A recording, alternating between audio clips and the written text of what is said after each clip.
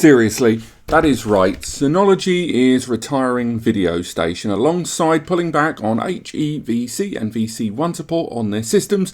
We are seeing the end of Beestation, at least as far as if you are going to be taking advantage of DSM 7.2.2. That's right, their latest software release. We talked about this recently on the Synology 2025 predictions and kind of confirmed rumours and stuff like that video that we did a week or so ago, but Beestation is for the chop. What does this mean? Why are they doing it? What are the long-term repercussions? What are the alternatives? And ultimately, as either an existing or potential Synology user, should you care? That is what today's video is about. Roll the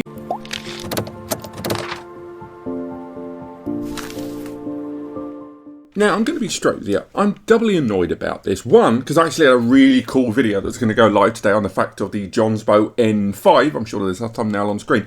But also, because this is one of those times when Synology make a move that genuinely baffles me. I understand that Beestation is by no means the premier multimedia network-attached storage platform in the market. A lot of users are obviously going to err towards Plex Media Server, err towards Emby, err towards Jellyfin. However, one of the main reasons that I recommend Synology devices, and I will say I will certainly continue to recommend Synology devices, but one of the main reasons I recommend their platform is because it is a single ecosystem more than any other brand. Their software is still the best in the market. And when you go for a network-attached storage device, and I cover a lot of them on the platform, DIY and other turnkey NAS solution brands out there, Synology have a tendency to see whatever the market wants and generally releases its own first-party application, allowing you to maintain your single ecosystem and close any potential attack vectors that can be opened up by third-party appliances. Now, with DSM 7.2.2, we have to be fair because Synology have not just kicked this out the door. There has been a lot of surrounding frippery around this. What do I mean? Number one, DSM 7.2.2 is not mandatory. You do not need to update to it. Even right now, on the morning of the 27th of August, on your system you can go in, and if you're running DSM 7.2.1, it will say you are up to date. This is a manual upgrade, and indeed it is a staged rollout. Not everyone's going to have access to it immediately. You actually have to go out of your way to get it, but it is still a kind of a taste of things to come. Additionally, HEVC and VC1 support, we're going to have to sort of talk about this in two ways, because although the two are the cancellation of Beestation and the rollback on HEVC, highly efficient video codec, and VC1 are kind of integrated, they are actually two different things, and we need to talk about them like that, because the rollback on that licensing, a lot of users online have complained that Synology are doing this to be penny pinching because they don't want to pay the licensing for this on their systems. Now, I'm not really in that camp. I do think Synology are doing the right thing in terms of seeing that the end market, a lot more hardware client devices arriving on the market that have support of HEVC and VC1 already. Indeed, if you only have to really go for an older device, older than about 2016, to not have support of it already. Moreover, if you're going for cheaper devices, cheaper mobiles, cheaper tablets, cheaper TVs, these are the ones that generally don't have support of that. Additionally, they're not fully removing support of these across the whole gamut, and indeed have already rolled out knowledge center guides and walkthroughs on a number of their other applications, from file station to photos to surveillance, which to a greater or lesser degree will be impacted by this, and Synology have rolled out straight away at the same time as this update availability, letting you understand the meaningful decision you're going to make in terms of multimedia support if you go ahead with this update. Indeed, if you go ahead and install this update, it won't remove Beestation. If you have Beestation installed on your DSM 7.2.1 system, it will make you uninstall the application, which I know some of you may think is a touch Machiavellian, but I would say that I think that's good for users to understand the implications of that update. And I'm overall, on balance, like the way Synology have at least done that, because I think it is good that users understand the implications of updating to this technically right now optional update. And of course, they haven't been quiet about making recommendations for alternative applications. Again, when Plex Media Server being pretty much the premium one, or indeed Emby, they are urging people to move towards away from Beestation, and they have already supplied guides to allow that migration a little easier. So again, this isn't something that Synology have just gone kill it and then walk out of the room. However, the reality of all of this is not that cut and dry, and this is where we focus a lot more on Beestation and the taste of things to come. Because number one, when I mentioned about the Synology ecosystem and when people go into it to lower that attack surface, the other thing is Synology have a tendency to see what works and then produce their own first-party app, from the collaboration suite to the multimedia applications to surveillance to their own virtual machine platform to cloud migration applications and backup applications.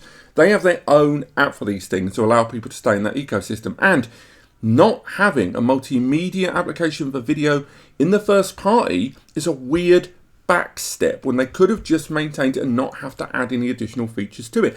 Additionally, Synology has been increasingly of the mind that their systems don't seem to require integrated graphics. If you look at the ratios, the number of systems rolling out the Synology gates with integrated graphics has diminished rapidly, and indeed right now the DS224 Plus and the DS423 Plus are pretty much the only systems with integrated graphics right now in their current lineup, and I think they are going to be among the last. Why is that important? Well, because of transcoding and reshaping files. It's not just about support of HEVC and on your device or not. People just like to use transcoding there. If you use Synology Beestation, the inclusive application that Synology give you, you can take advantage of transcoding engines available to the hardware that you have from legacy devices, DS920, DS918 before, and a whole bundle of different NAS devices in the wild that have integrated graphics. It isn't just about changing from HEVC. A lot of people like to reshape the files for other reasons, and if you want to take advantage of that feature using hardware transcoding in Plex or Emby, you gotta pay, either with monthly, annual, or lifetime subscriptions. Call it, around about $100. It does vary between the two platforms if you want to go for a lifetime license.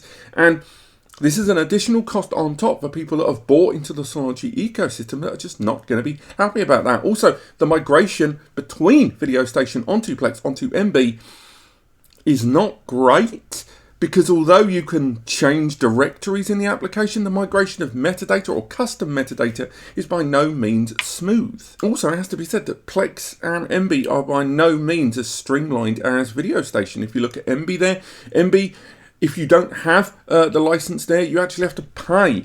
I think it's $4.99 for individual applications for different client devices, and they don't have as many client devices supported as the likes of Plex either. And it's a little bit more tech heavy on Emby to get it set up. It's by no means brain surgery, but it's not straightforward either. And when you look at something like Plex, Plex may have a lot more client support, it's available on more devices, but it's more expensive of the two. And as little as 12 to 18 months ago, the company has already started talking about having money problems. They've had to lose a lot of people's jobs. They've cut down a lot of their workforce and are already discussing rejigging their entire subscription models in numerous places to try and, close the gap on money being lost. Now, maybe there's an argument there that that's another reason why Synology is pulling out. There's just no money in it there to maintain that platform. I get it. But still, nonetheless, this does also bring us around to, as good as Plex is, and I talk about Plex here on the channel, Synology, by doing this, have kind of said to users, there are third-party apps out there to get this job done. And therefore, there are going to be some users who may have been thinking about getting a Synology NAS, who are already on a Synology NAS, that are suddenly going, well, if there's a third-party app for that, and then suddenly all of everything else starts to unpick. There are virtual machine applications like Proxmox. There are collaboration and office management tools out there outside of the Synology collaboration suite. And I think this is going to be letting in water into the hull in a way that I think is not great. Which then leads to the question, what about the rest of the multimedia suite? Because I think it's arguable that although Beestation may not be as popular as the photo applications, I think Beestation is probably more popular than the audio station application. what happens there? Because although this was rolled out with the manual removal of Beestation on your system, and once you update, you have to manually update Plex, for example, onto this new version that's available if you're a Plex Pass subscriber or directly from the Synology Application Center in DSM 7.2.2, Beestation is still there. But for how long? I think there will be a lot of users that go, well, I don't care, I don't use Beestation, and that's fair enough. But there are still users that do. And only Synology knows the statistics, and maybe these whole decisions have been facilitated by diminishing numbers of users. They're still downloaded in the millions, but we are still talking about apps that have been around, in double figures of years. So then those numbers become relative, don't they? Ultimately, the way Synology have done this, there was never going to be a way to kill off something like Beestation without it being unpopular. And although they've rolled out all of this documentation online, their knowledge centres and all that kind of information about alternatives out there in the market, it still feels slightly like a stealth drop, when it would have been great if Synology, much like they did with Synology Moments, had said, we have got Synology Photos coming and we've got this period of time before the door closes. There's going to be users out there that don't have a smooth migration in place for the likes of Emby, the likes of Jellyfin, the likes of Plex, and maybe didn't want to go to that platform at all in the first place. And last up, I want us to look at something like the Synology Beestation. The Synology Beestation, which is meant to be a kind of a lower-end, entry-level Synology system, which is seemingly replacing the J series. Now, that system does not have a video streaming application. It has no means to install Plex Media Server. It is a system that currently arrives with a backup application, a file manager application there, and, photo management with B photos and B files, of course, as mentioned. But there's nothing on there really for video streaming, and no means to add more, which then begs the question, what is Synology going to do about this hole in their portfolio? Are they thinking, well, we don't really want to service that audience as much anymore because we know we've got better options out there which can fund our platform? Or are they going to roll out a new consolidated app? I would like to hope so, but if they had, they would have done that now, surely. If they roll out at the end of the year Synology Media, that would be great.